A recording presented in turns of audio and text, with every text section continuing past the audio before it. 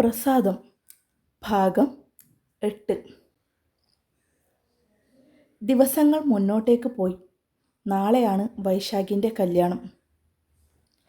ഞങ്ങൾ ഇന്നൊന്ന് കല്യാണ വീട് വരെ പോയിട്ട് വന്നാലോ എന്നാ. ഓഫീസിൽ പോകാൻ ഇറങ്ങുന്നതിനിടയിൽ അമ്മുവിനോട് ചന്ദ്രൻ പതിഞ്ഞ ശബ്ദത്തിൽ ചോദിച്ചു. ചന്ദ്രൻ്റെ പുറകിലായി സുമയുമുണ്ട്. രണ്ടുപേർക്കും അമ്മുവിനോട് ചോദിക്കാൻ ബുദ്ധിമുട്ട് തോന്നി. അതിനെന്താ എന്നോട് ചോദിക്കുന്നത്? നിങ്ങൾക്ക് പോകണമെങ്കിൽ നിങ്ങൾ പോകണം. മുറ്റത്തിറങ്ങി ചെരുപ്പ് ഇടുന്നതിനിടയിൽ അവൾ രണ്ടുപേരോടുമായി പറഞ്ഞു. പിന്നെ അവിടെ നിൽക്കാൻ തോന്നിയില്ല.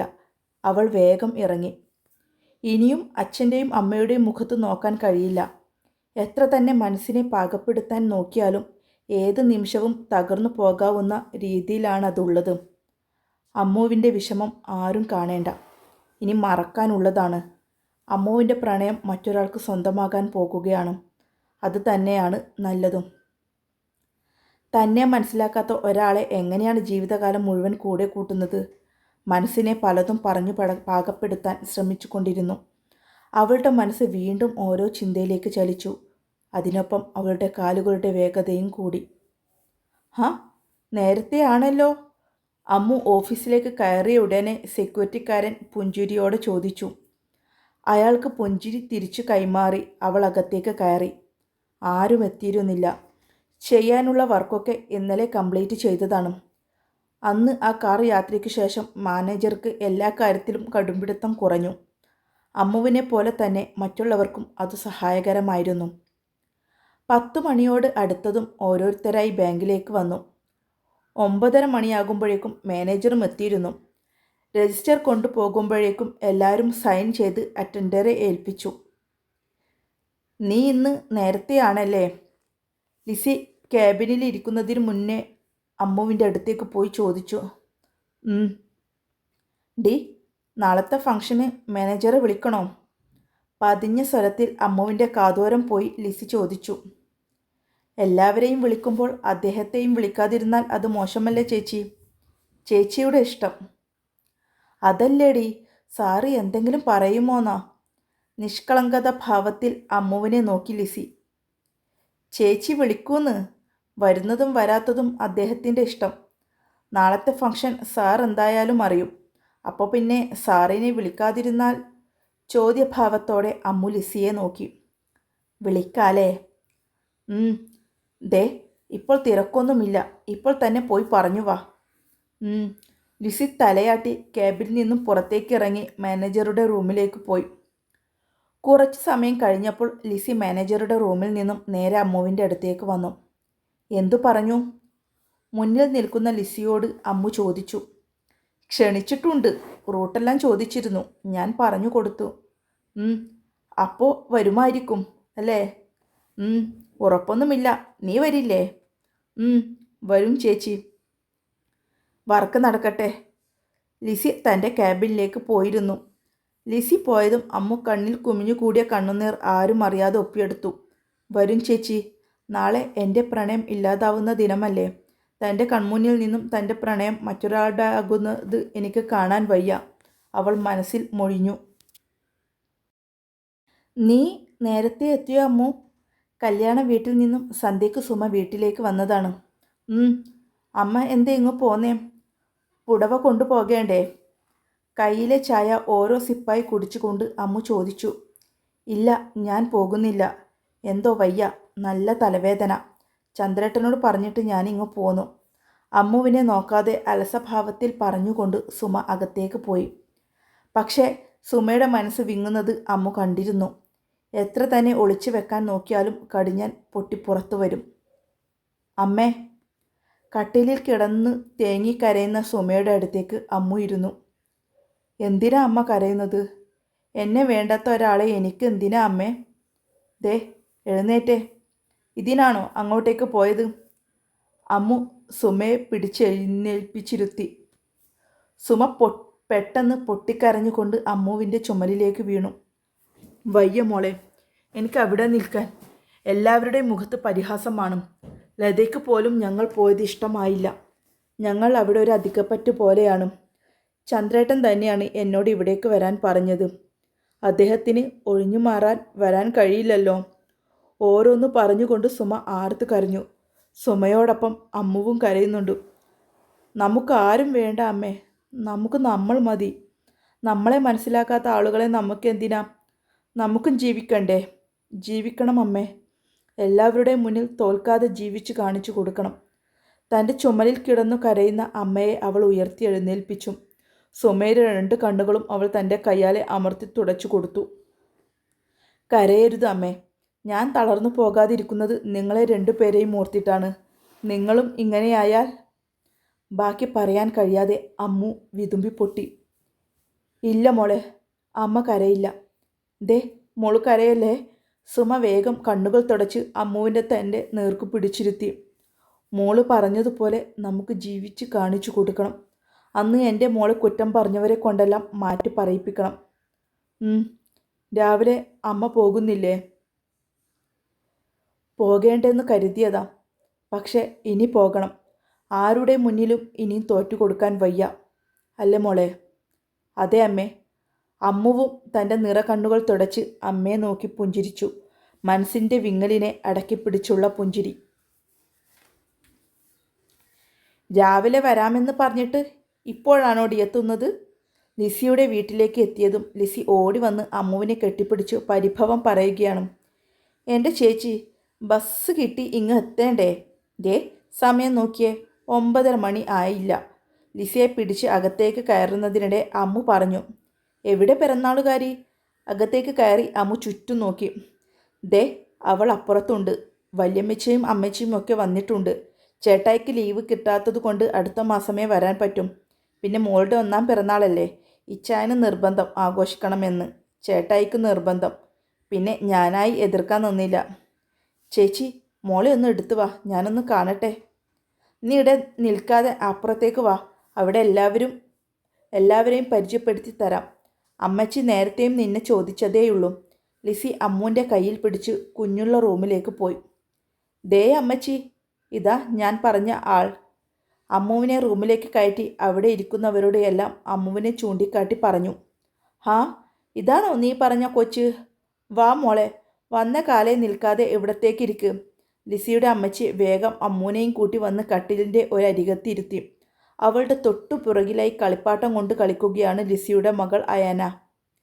അയാന, കുട്ടി ഇവിടെ കളിക്കുകയാണോ? അയാനയുടെ അടുത്തേക്ക് അമ്മു ഇരുന്നു. അയാനയെ പിടിച്ചു മടിയിലേക്കിരുത്തി കൊഞ്ചിക്കുകയാണ് അവൾ. കൊച്ചിൻ്റെ കെട്ട് കഴിഞ്ഞതാണോ? വല്യമ്മച്ചി അമ്മുവിനോട് ചോദിച്ചു. അവൾ പുഞ്ചിരിയോടെ അല്ലെന്ന് മറുപടി നൽകി. എടി ലിസി, നമുക്ക് അവറാഞ്ചേട്ടൻ്റെ മോനൊന്ന് ആലോചിച്ചാലോ? വല്യമ്മച്ചി വലിയ ഗമയോടെ കല്യാണാലോചന പറയുന്നുണ്ട്. എൻ്റെ വല്യമ്മച്ചി, അവൾ നമ്മുടെ കൂട്ടരല്ല. ലിസി അമ്മുവിനെ ഒന്ന് നോക്കി പിന്നെ വല്യമ്മച്ചിയോടായി പറഞ്ഞു. അതെയോ? അമ്മു, നീ മോളെയും എടുത്ത് ഇങ്ങ് വാ. ലിസി അവളുടെ ബന്ധുക്കളുടെ ഇടയിൽ നിന്നും അമ്മുവിനെയും അയാനെയും കൂട്ടിയ ഹാളിലേക്ക് വന്നു. വീട് മുഴുവൻ അലങ്കരിച്ചിട്ടുണ്ട്. കല്യാണം കഴിഞ്ഞ് കുറേ വർഷങ്ങൾക്ക് ശേഷമാണ് ലിസിക്ക് അയാനയെ കിട്ടുന്നത്. അതിൻ്റെ സന്തോഷം എല്ലാവർക്കുമുണ്ട്. ലിസിയുടെ കെട്ടിയോണില്ലാത്ത ഒരു വിഷമം മാത്രമേ എല്ലാവർക്കുമുള്ളൂ. ഫംഗ്ഷൻ്റെ സമയം ആകുമ്പോഴേക്കും എല്ലാവരും ഓഫീസിലെത്തിയിരുന്നു. ഓഫീസിൽ നിന്നും എല്ലാവരുമുണ്ട്. മാനേജർ മാത്രമില്ല. വിളിച്ചിരുന്നു, അല്ലാതെ വരുമെന്ന് ആർക്കും പ്രതീക്ഷ ഉണ്ടായിരുന്നില്ല. കേക്ക് കട്ട് ചെയ്യാനുള്ള സമയം അടുത്തതും മാനേജറുടെ വണ്ടി ഗേറ്റും കടന്ന് അകത്തേക്ക് വന്നതും ഒപ്പമായിരുന്നു. സാറ് വന്നിട്ടുണ്ട്. അറ്റൻഡർ സുജിത്ത് എല്ലാവരോടുമായി പറഞ്ഞു പുറത്തേക്ക് വന്നു. നേരത്തെ എത്തിയോ? സുജിത്തിനെ കണ്ടതും പുഞ്ചിരിയോടെ അനന്തൻ ചോദിച്ചു. എത്തി സർ. കേക്ക് കട്ട് ചെയ്യാൻ തുടങ്ങുകയായിരുന്നു. അതെയോ? കയ്യിലൊരു പൊതിയുമായി അനന്തൻ അകത്തേക്ക് വന്നു. ബാങ്കിലേക്ക് വരുന്ന വേഷത്തിലല്ലായിരുന്നു അനന്തൻ. മുണ്ടും ഷർട്ടുമാണ് വേഷം. കാണാൻ തന്നെ നല്ലൊരു എടുപ്പുണ്ട്. ഓഫീസിലുള്ളവരെല്ലാം ആദ്യമായി കാണുന്നത് പോലെ അനന്തനെ തുറച്ചു നോക്കി. അനന്തൻ എല്ലാവർക്കും പുഞ്ചിരി കൈമാറി ലിസിയുടെ അടുത്തുള്ള അയാനയുടെ കയ്യിലേക്ക് ഗിഫ്റ്റ് പാക്ക് കൊടുത്തു. വിഷസ് പറഞ്ഞു. കേക്ക് കട്ട് ചെയ്തൂടെ? വന്നവരിൽ നിന്നും ആരോ വിളിച്ചു പറഞ്ഞു. പിന്നെ അവിടെ ഒരു ആഘോഷമായിരുന്നു. കേക്ക് മുറിക്കലും പാട്ടും മേളവുമായി എല്ലാവരും ആഘോഷിച്ചു. ലിസിയുടെ ഇച്ഛായൻ വീഡിയോ കോളിൽ വന്ന് എല്ലാവരെയും പരിചയപ്പെട്ടു. ഭക്ഷണം കഴിച്ച് ഓഫീസിലുള്ളവരെല്ലാം പുറത്തിരുന്ന് സംസാരിക്കുകയായിരുന്നു. എല്ലാവരുടെയും കൂടെ അനന്തനും കൂടി. ബാങ്ക് ഓപ്പൺ ചെയ്തതിന് ശേഷം ആദ്യമായാണ് എല്ലാവരോടും ഇങ്ങനെ ഒത്തുകൂടുന്നത്.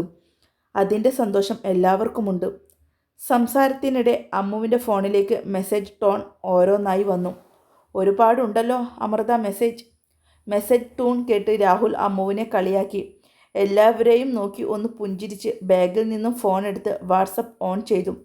അറിയാത്ത ഒരു നമ്പറിൽ നിന്നുമാണ് മെസ്സേജ് വന്നിരിക്കുന്നത്. ഒരുപാട് മെസ്സേജ് ഉണ്ട്. അവൾ ആ മെസ്സേജ് ഫോൾഡർ ഓണാക്കി. ഒരുപാട് പിക്ചേഴ്സ്. അവൾ സംശയത്തോടെ ഡൗൺലോഡിലിട്ടു. അല്പസമയത്തിൽ തന്നെ പിക്ചേഴ്സ് എല്ലാം ഓണായി വന്നു.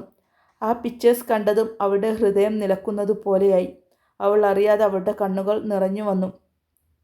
തൻ്റെ ചുറ്റുപാടുമുള്ള ആരെയും അവൾ ശ്രദ്ധിക്കുന്നില്ല. തൻ്റെ കയ്യിലുള്ള ഫോൺ വിറങ്ങലടിക്കുന്നത് അവൾ കാണുന്നുണ്ട്. അവസാന പിക്ചറിലേക്ക് അവളുടെ കണ്ണുകൾ ചെന്നപ്പെട്ടു. താലി. തൻ്റെ മുന്നിലേക്ക് ഒരിക്കൽ നീട്ടിപ്പിടിച്ച താലി. കഴിഞ്ഞു. എൻ്റെ പ്രണയം മറ്റൊരാൾക്ക് സ്വന്തമായിരിക്കുന്നു. നീർത്തിളക്കത്തോടെ അവൾ ഓരോ ഫോട്ടോകളായി കാണാൻ തുടങ്ങി. നെറുകയിലെ സിന്ദൂരവും താലിയും വിച്ചേട്ടൻ്റെ സന്തോഷവും എല്ലാം ഒരിക്കൽ താൻ ആഗ്രഹിച്ചിരുന്നതല്ലേ. ഇന്നെല്ലാം മറ്റൊരാളുടേതായി. നിറഞ്ഞു വെമ്പാൻ നിന്ന കണ്ണുനീരിനെ അവൾ അടക്കി പിടിച്ചു. ഇല്ല, അമ്മു കരയില്ലെന്ന് പറഞ്ഞതാണ്. കയ്യിലെ ഫോൺ അവൾ ഓഫ് ചെയ്തു. തന്നെ മനഃപൂർവ്വം വേദനിപ്പിക്കാൻ വേണ്ടി ആരോ അയച്ചതാണ്. അയച്ച ആളുടെ ആഗ്രഹം സാധിച്ചിരിക്കുന്നു. അമ്മു വേദനിച്ചിരിക്കുന്നു. അവളുടെ മനസ്സിൽ അയാളോർത്ത് പുച്ഛിച്ചു. ആ സമയം കൊണ്ട് തന്നെ ബാങ്കിലുള്ളവരെല്ലാം വർത്തമാനത്തിലേക്ക് കടന്നിരുന്നു. എല്ലാവർക്കും പറയാൻ അവരവരുടേതായ പുതിയ വിശേഷങ്ങളുണ്ട്. എല്ലാം കേട്ടുകൊണ്ട് അമ്മു അവിടെയിരുന്നു. ആരോടും ഒന്നും പറയാൻ തോന്നുന്നില്ല. തൻ്റെ വിശേഷങ്ങൾ പറയാനും തോന്നുന്നില്ല. അല്ലെങ്കിലും തനിക്കെന്ത് വിശേഷം? പൊട്ടിപ്പളഞ്ഞ ഒരു പ്രണയത്തിൻ്റെ കഥ മാത്രമുണ്ട് പറയാൻ. ഓരോരോ ആളുടെയും സന്തോഷങ്ങൾ അവൾ മതിമറന്ന് കണ്ടുനിന്നു. അവരുടെ ഒപ്പം കൂടാൻ അമ്മു പരമാവധി ശ്രമിച്ചു. തൻ്റെ വിഷമം ആരും അറിയാൻ പാടില്ല. ഇത് അമ്മുവിൻ്റെ മാത്രം സ്വകാര്യതയാണ്. അവൾ മനസ്സിൽ ഉറപ്പിച്ചുകൊണ്ട് അവരുടെ കൂടെ കൂടി. ഇതേ സമയം അമ്മുവിനെ നോക്കിക്കൊണ്ട് ഒരു ജോഡി കണ്ണുകൾ നിൽപ്പുണ്ടായിരുന്നു. ഫോണിൽ മെസ്സേജ് വന്നതു തൊട്ട് അവളുടെ മുഖത്ത് വന്നു പോകുന്ന ഓരോ ഭാവങ്ങളും അവൻ ഒപ്പിയെടുത്തു. കണ്ണുനീർ തളം കെട്ടി കിടക്കുന്ന അമ്മുവിൻ്റെ കണ്ണുകളിലേക്ക് അവൻ്റെ നോട്ടം ഓരോ നിമിഷവും ചെന്നെത്തിയിരുന്നു. ആരും അറിയാതെ അവൾ ഒളിപ്പിക്കുന്നതും നെഞ്ചു വിങ്ങുന്ന വേദനയിലും എല്ലാവരോടും ചിരിച്ചു കളിക്കുന്നതും എല്ലാം അവൻ ശ്രദ്ധിക്കുന്നുണ്ട്. അവളെ ഓർത്തപ്പോൾ അവൻ്റെ ചുണ്ടിൽ വിഷമത്തിന് പകരം പുഞ്ചിരിയാണ് വിടർന്നത്. അതെന്തിനാണെന്ന് അവനും അറിയില്ല. സന്ധ്യയോടടുത്തതും ഓരോരുത്തരായി ഇറങ്ങാൻ തുടങ്ങി. ഞായറാഴ്ച ആയതുകൊണ്ട് ബസ്സുകളൊന്നുമില്ല. ഓഫീസിലുള്ളവർക്കെല്ലാം വാഹനങ്ങൾ ഉണ്ടായതുകൊണ്ട് അവരെല്ലാം യാത്രയും പറഞ്ഞു പോയി. അവിടെ ഇപ്പോൾ ഉള്ളത് മാനേജർ സാറും രാഹുലും അമ്മുവും മാത്രമാണ്. അമ്മുവിന് വേണ്ടി ലിസി ടാക്സി വിളിക്കാമെന്ന് പറഞ്ഞിട്ടുണ്ട്. രാഹുൽ ഡ്രോപ്പ് ചെയ്യണമോ എന്ന് ചോദിച്ചപ്പോൾ അമ്മു വേണ്ട എന്നാണ് പറഞ്ഞത്. അവൾക്ക് ഇടയ്ക്കുള്ള രാഹുലിൻ്റെ ഓരോ സംസാരവും പ്രവൃത്തിയും ഇഷ്ടപ്പെടാറില്ല. അത് തന്നെയാണ് അവൻ്റെ കൂടെ പോകാൻ അവൾക്ക് ഇഷ്ടമില്ലാത്തത്. രാഹുലും എല്ലാവരോടും യാത്ര ചോദിച്ചു അവിടുന്ന് ഇറങ്ങി. നല്ല മഴക്കാറുണ്ട്. മാനം ഇരുട്ട് കെട്ടി. മഴ ആർത്ത് പെയ്യാൻ നിൽക്കുന്നുണ്ട്. അമ്മു അരമണിക്കൂർ കഴിയും വണ്ടി വരാൻ. ലിസി ഫോണിൽ ആരോടോ സംസാരിച്ചു കൊണ്ട് അമ്മുവിൻ്റെ അടുത്തേക്ക് വന്ന് പറഞ്ഞു. ചേച്ചി, ഇപ്പോൾ തന്നെ വൈകി. അമ്മു വേവലാതിയോടെ ലിസിയെ നോക്കി പറഞ്ഞു. അയാൾ വേറെ ഓട്ടത്തിലാണ്. വിശ്വസിച്ച് അയാളെ ഏൽപ്പിക്കാനേ കഴിയും. കുറച്ച് ദൂരം ഓടേണ്ടതല്ലേ. ലിസി അമ്മുവിനോടും മാനേജരോടുമായി പറഞ്ഞു. അമൃത എൻ്റെ കൂടെ വരുന്നെങ്കിൽ വന്നോളൂ. ഞാനും അതേ റൂട്ടാണല്ലോ. അമ്മുവിൻ്റെ വിഷമം മനസ്സിലാക്കി അനന്തൻ പറഞ്ഞു. അതാ അമൃത നല്ലത്. നീ സാറിൻ്റെ കൂടെ പോയിക്കോളൂ. അതാകുമ്പോൾ എനിക്കും ധൈര്യമാ. അതുമാത്രമല്ല, നല്ല മഴക്കാറുണ്ട്. ഏത് സമയവും മഴ പെയ്യാം. ലിസി തൻ്റെ ആകുലതകൾ അമ്മുവിനെ പറഞ്ഞു ബോധിപ്പിച്ചു. അവൾക്ക് പിന്നെ വേറെ വഴിയുണ്ടായിരുന്നില്ല. സാറിൻ്റെ കൂടെ പോകുക തന്നെയാണ് നല്ലതെന്ന് തോന്നി. പിന്നെ ഒട്ടും വൈകിച്ചില്ല. ലിസിയോടും അമ്മച്ചിയോടും വല്യമ്മച്ചിയോടും യാത്ര പറഞ്ഞ് രണ്ടുപേരും കാറിലേക്ക് കയറി. ലിസിയുടെ കയ്യിൽ നിന്നും അയാന ടാറ്റ പറയുന്നുണ്ട്. അമ്മു അനന്തനും കാറിൽ നിന്നും അവൾക്ക് ടാറ്റയും ഉമ്മയും കൊടുത്തു. നിറ പുഞ്ചിരിയാലെ എല്ലാവരെയും നോക്കി രണ്ടുപേരും യാത്ര തിരിച്ചു. അച്ഛാ, കുഴപ്പമൊന്നുമില്ല. സാറിൻ്റെ കൂടെയാണ്. ഓക്കെ. ചന്ദ്രനെ വിളിച്ചു പറഞ്ഞ് അവൾ ഫോൺ എടുത്ത് ബാഗിലേക്ക് വെച്ചു. മനസ്സിന് നല്ല ക്ഷീണമുണ്ട്. അത് ശരീരത്തെയും ബാധിക്കുന്നു. ഉറക്കം കണ്ണുകളെ വന്ന് മൂടുന്നു. അവൾ അറിയാതെ തന്നെ സീറ്റിലേക്ക് ചാരി ഉറങ്ങി. തൻ്റെ കൂടെയുള്ളവനെക്കുറിച്ച് അവൾ ആലോചിച്ചതേയില്ല. ഉറക്കത്തിൽ അവൾ അറിയാതെ അവളുടെ പഴയ ഓർമ്മകൾ കടന്നു വന്നു. അവളെ കാർന്നു തിന്ന ഓർമ്മകൾ, അവൾ അവളെ എല്ലാവരുടെയും മുന്നിൽ നാണം കെടുത്തിയ ഓർമ്മകൾ, തൻ്റെ പ്രണയം പോലും തന്നെ അവിശ്വസിച്ച ഓർമ്മകൾ.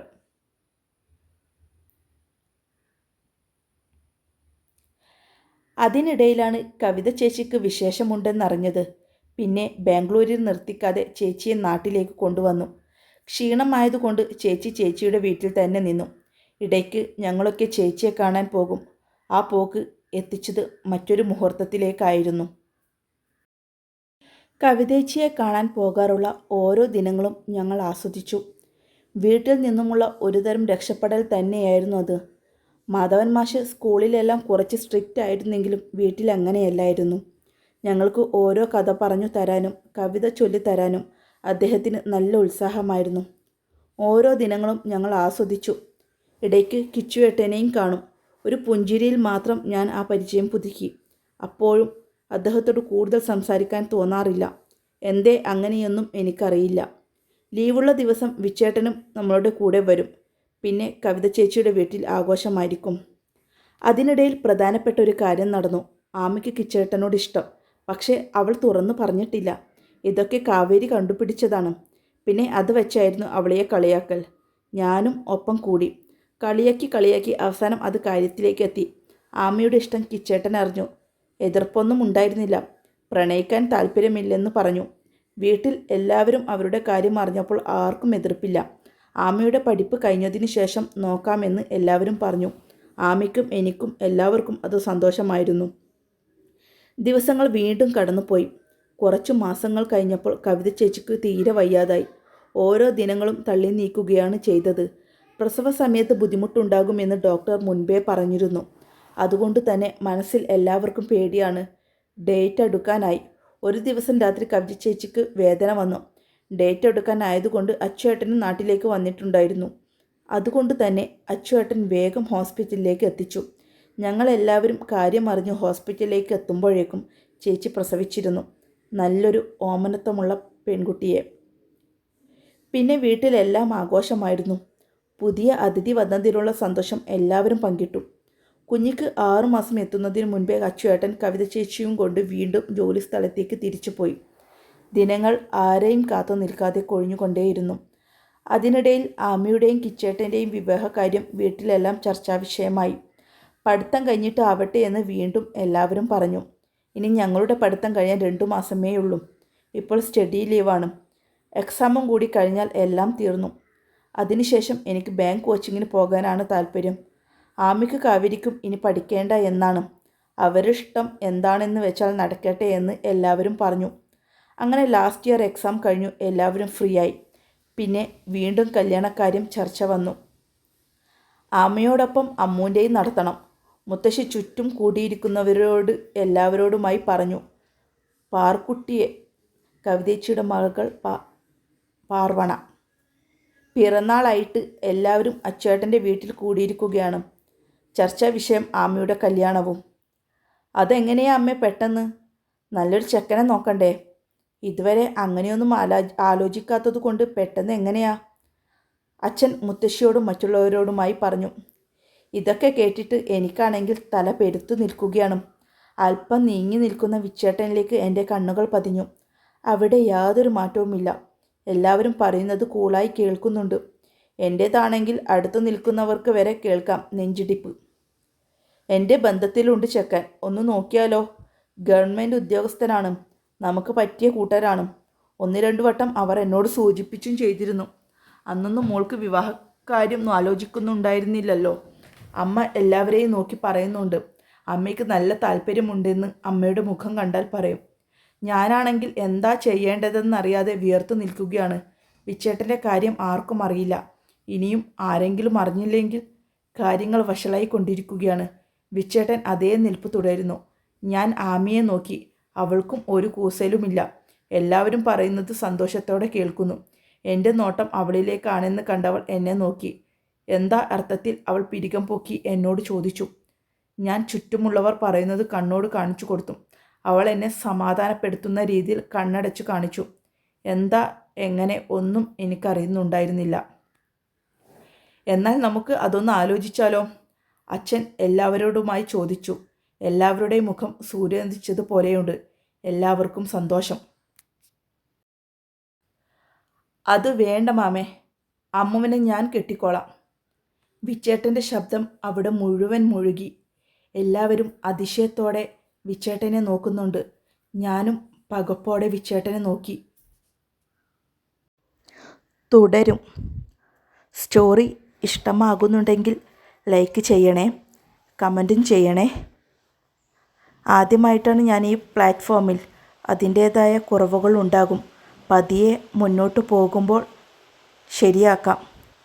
കൂടെ ഉണ്ടാകുമെന്ന വിശ്വാസത്തിൽ ഞാൻ മുന്നോട്ട് പോകുകയാണ്. അപ്പോൾ അടുത്ത പാർട്ടിൽ കാണാം. വൈകാതെ അടുത്ത പാർട്ട് തരാം.